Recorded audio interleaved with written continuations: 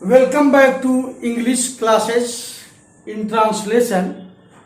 आपका स्वागत है। कैसे हैं आप? आज मैं आपको पढ़ाने जा रहा हूं फ्यूचर परफेक्ट टेंस, जो क्लास 4 से लेकर के 12 तक के लिए इंपॉर्टेंट है। और फ्यूचर परफेक्ट टेंस का वह पार्ट जिसमें एक काम का वर्णन हो, एक काम का जिक्र हो, एक काम का उल्लेख हो। तो सबसे पहले यहां लिखा होगा, आप देख सकते हैं इसको पढ़ने के लिए पहचान। पहचान इसका क्या है?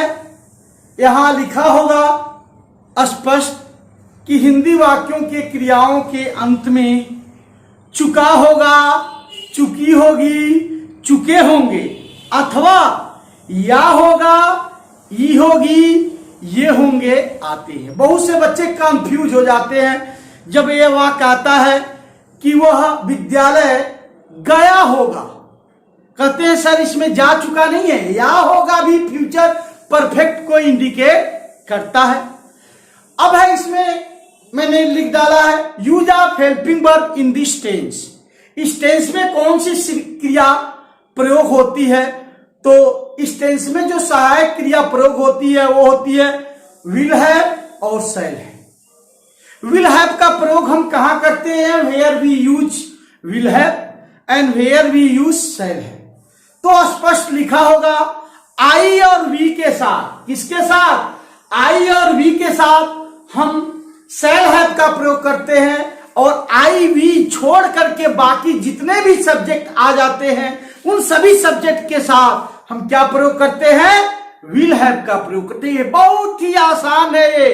आप अपने डर को निकाल फेंकिए। जब है अफियम सर तो फिर किस बात का डर? विल हैव आई और वी को छोड़ करके बाकी सभी के साथ करते हैं।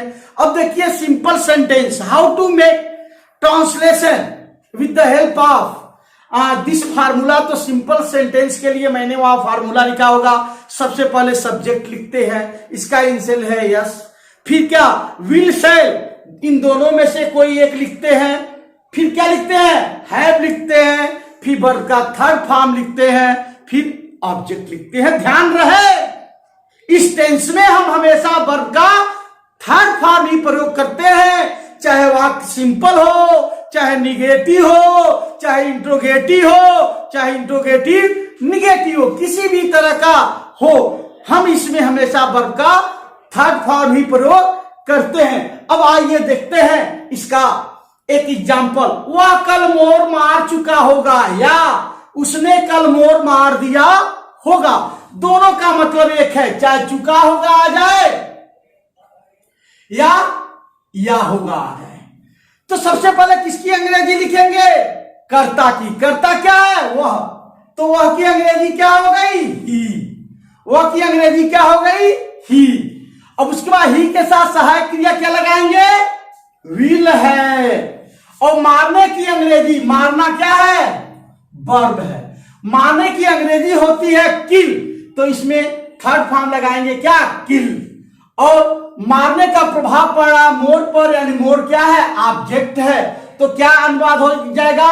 He will have killed the पिकार टुमारो। उसने कल मोर मार दिया होगा, या वह कल मोर मार चुका होगा।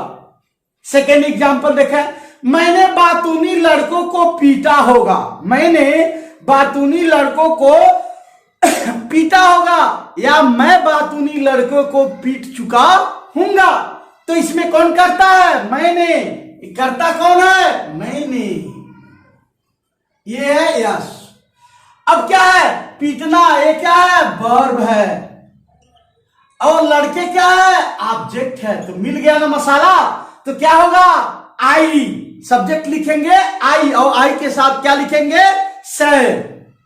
आई के साथ क्या लगता है? शैल। तो आई शैल है। पीटने की अंग्रेजी होती है बीट, और बीट क्या लगेगा? Third form. आई शैल है बीटेन। किसको? बातूनी लड़के को। The talk active boy. तो पूरा ट्रांसलेशन क्या होगा? आई शैल है beaten the talk active boy. चलिए आते हैं निगेटिव सेंटेंस में। निगेटिव सेंटेंस में कुछ नहीं करना है। जो हेल्पिंग वर्ब है, विल हैव और शैल है, इसी के बीच में, याद रहे, बीच में क्या कर देना है, नॉट का प्रयोग कर देना है। अर्थात हम सबसे पहले लिखेंगे सब्जेक्ट और तब लिखेंगे विल या शैल, फिर लिखेंगे नॉट, फिर लिखेंगे है, फिर लिखेंगे वर्ब का थर्ड फॉर्म और फिर लिखेंगे ऑब्जेक्ट। जैसे तुम पत्र नहीं पढ़े होगे, एग्जाम्पल है, तो इसमें सब्जेक्ट क्या है, तुम है, और पत्र क्या है, ऑब्जेक्ट है, पढ़ना क्या है, वर्ब है, तो क्या बनेगा, यू के साथ क्या लगाएंगे, विल, तो यू विल नॉट है, और पढ़ने की अंग्रेजी रीड, और रीड का थर्ड फॉर्म भी होता है रीड।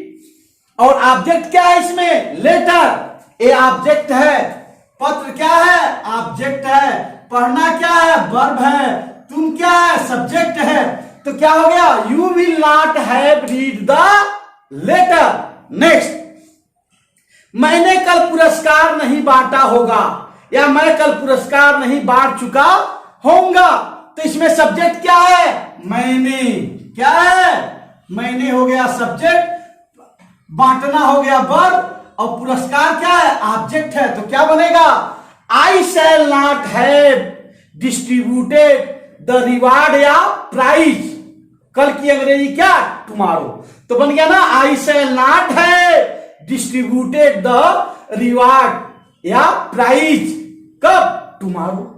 अब देखते हैं इंट्रोगेटिव सेंटेंस पे चलते हैं। इंट्रोगेटिव सेंटेंस के कई चरण होते हैं। पहला, जब वाक्य किससे शुरू हो, क्या से शुरू हो, तो बस कुछ नहीं करना, इसी हेल्पिंग वर्ब विल और शैल के फर्स्ट पार्ट को, विल है शैल है लगता है ना, तो इसी का फर्स्ट पार्ट विल और शैल क्या हो जाता है, पहले हो जाता है, यानी हमारा फार्मूला हो जाएगा विल ऑब्लिक शैल, यानी विल या शैल प्लस सब्जेक्ट प्लस है प्लस वर्ब का third form plus object plus question mark. जैसे क्या लड़कियां कल मछली खाई होंगी, तो इसमें आप देखें क्या, यही क्या है, क्वेश्चन वाला उठा रहा, और ये लड़कियां क्या है, सब्जेक्ट है, और मछली क्या है, ऑब्जेक्ट है, खाना क्या है, वर्ब है, तो सबसे पहले क्या लिखेंगे, लड़कियों के लिए विल द गर्ल्स हैव। यहां देखें बहुत से लड़के गलती करते हैं इंट्रोगेटिव में, हैव जब भी लगेगा सब्जेक्ट के बाद लगेगा, विल द गर्ल्स हैव ईटेड, खाने की अंग्रेजी ईट, तो ईट का थर्ड फॉर्म क्या हो जाएगा, ईटेड फिश टुमारो।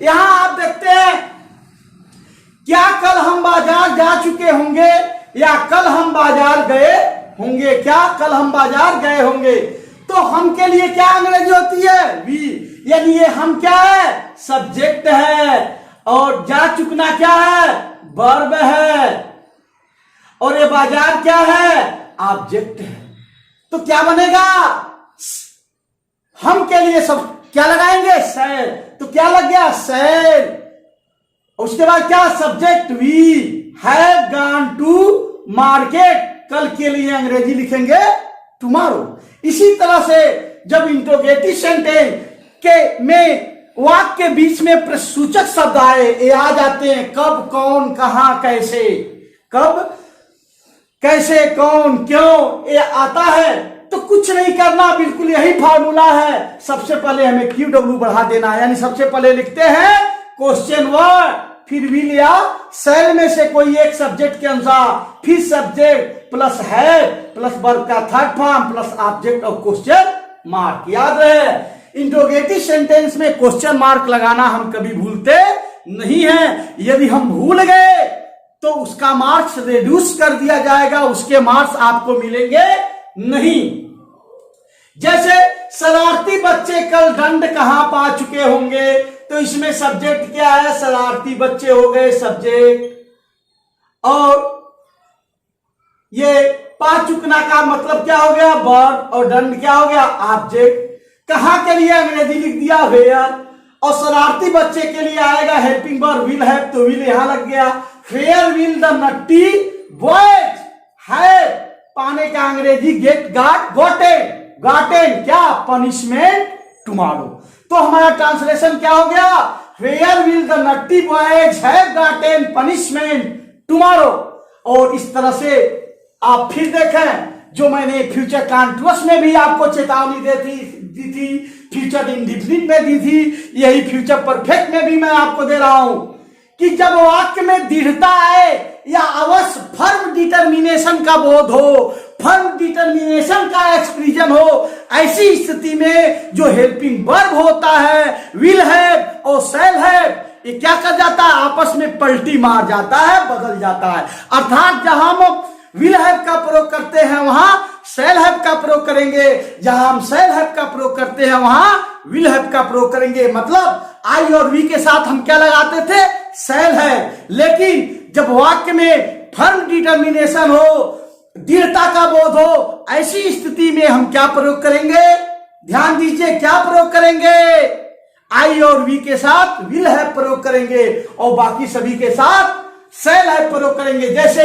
संस्कार कल अवश्य क्रिकेट खेल चुका होगा, तो संस्कार अवश्य कल क्रिकेट खेल चुका होगा, तो संस्कार शैल है, विल हैव नहीं लगा, संस्कार शैल है प्लेड क्रिकेट टुमारो। क्या मैंने अवश्य अच्छा अंक प्राप्त किया होगा, तो क्या बनेगा, विल। अब देखो आई के साथ शैल लगता है, लेकिन यहां क्या लगेगा, विल।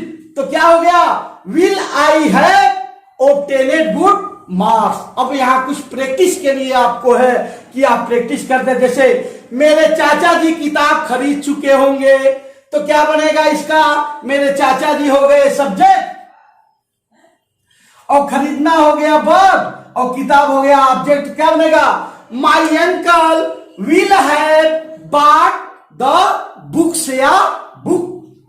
राजगीर दीवार नहीं बना चुके होंगे, यहां राजगीर प्लूरल है। The masons will not have made the war.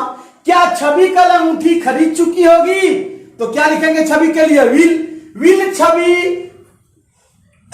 Have bought the ring.